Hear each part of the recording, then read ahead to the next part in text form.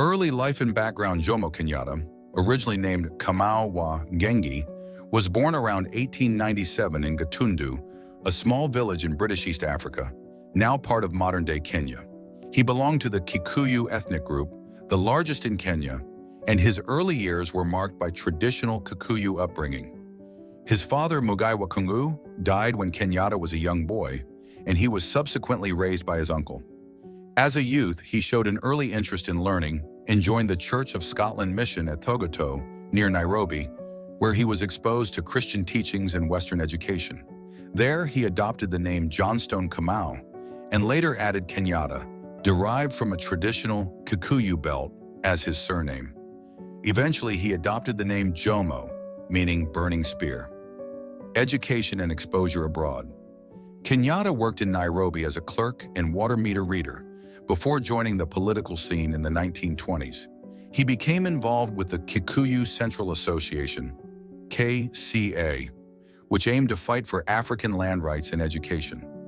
In 1929, the KCA sent him to London to present their grievances to the British government. This was the beginning of a long period of study and advocacy abroad.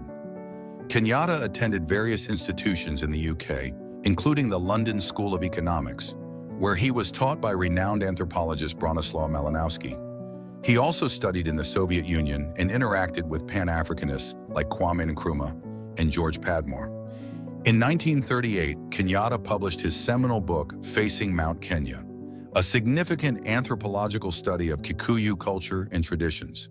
The book served as both an academic and political tool, arguing for African self-governance and respect for indigenous customs. Return to Kenya and political mobilization.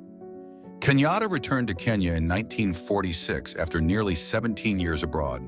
He became principal of the Kenya African Teachers College in Githunguri and began mobilizing political support. He soon emerged as a central figure in the struggle against colonial rule, especially among the Kikuyu.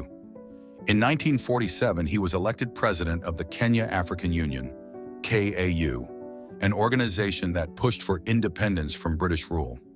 During this period, tensions were rising between Africans and colonial authorities, particularly over issues like land ownership, forced labor, and racial discrimination. Mau Mau uprising and imprisonment. The 1950s saw the eruption of the Mau Mau uprising, a militant resistance movement mostly among the Kikuyu that sought to expel the British and reclaim African land. Though Kenyatta denied any direct involvement, colonial authorities viewed him as a symbol of the rebellion. In 1952, the British declared a state of emergency and arrested Kenyatta, along with several other nationalists.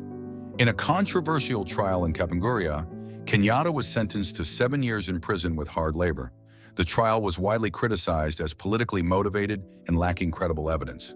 Despite his imprisonment, Kenyatta remained a potent symbol of resistance. Free Jomo became a rallying cry across Kenya and even abroad. He was released in 1959, but remained under house arrest until 1961. Road to independence. After his release, Kenyatta returned to active politics. He joined the Kenya African National Union, KANU, the successor to KIU, and became its leader. KANU won the majority in the pre-independence elections of 1963, and Kenyatta became the Prime Minister of Kenya.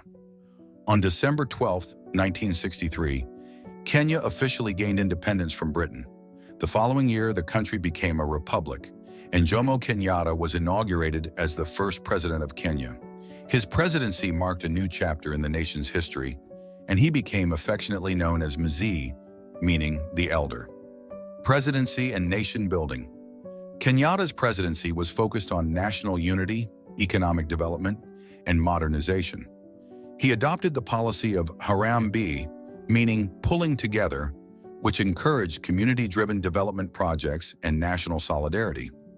Under his leadership, Kenya experienced relative political stability and economic growth compared to many African nations. He invested in education, infrastructure, and agriculture. However, his government was also criticized for increasing corruption, authoritarian tendencies, and favoritism toward his Kikuyu community. Opposition voices were often suppressed, and political dissent was not tolerated. Kenyatta consolidated power by weakening opposition parties and turning KANU into a de facto single-party system. Despite these criticisms, many Kenyans still viewed him as a unifying figure who brought peace after the turbulence of colonialism. Foreign policy and Pan-Africanism.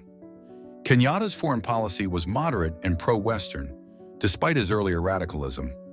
He maintained strong ties with Britain and the United States and avoided aligning too closely with the Soviet bloc during the Cold War. He was a committed Pan-Africanist and played a role in the formation of the Organization of African Unity, OAU, the precursor to the African Union. Kenyatta supported liberation movements in Southern Africa and often called for African unity and cooperation. Family life and personal traits. Jomo Kenyatta was married several times and had multiple children. One of his sons, Uhuru Kenyatta, would later follow in his footsteps and become president of Kenya in 2013. Kenyatta was known for his commanding presence, distinctive beard, and signature fly whisk, a symbol of authority in Kikuyu culture. He was a skilled orator and often used proverbs, humor, and folklore in his speeches. Despite his authoritarian leanings, he remained a charismatic and beloved figure to many. Death and legacy. Jomo Kenyatta died on August 22, 1978, at the age of about 81.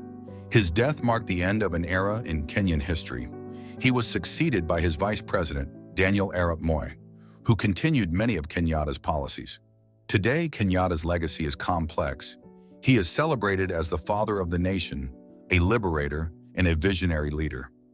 His face appears on Kenyan currency, and numerous institutions, roads, and landmarks bear his name, including Jomo Kenyatta International Airport and Kenyatta University. However, his leadership is also scrutinized for fostering ethnic favoritism, authoritarianism, and the entrenchment of elite power. The question of land ownership and inequality, issues that date back to the colonial era, remained unresolved under his rule. Jomo Kenyatta's life was a remarkable journey from a small Kikuyu village to the highest office in a newly independent nation. He was a man of paradoxes, a freedom fighter who became an autocrat, a Pan-Africanist who aligned with the West, and a traditionalist who embraced modernity. His impact on Kenya is undeniable. As the founding father, he laid the foundation for the nation's identity, governance, and development. Whether revered or criticized, Kenyatta remains a towering figure in African history whose legacy continues to shape Kenya and the continent at large.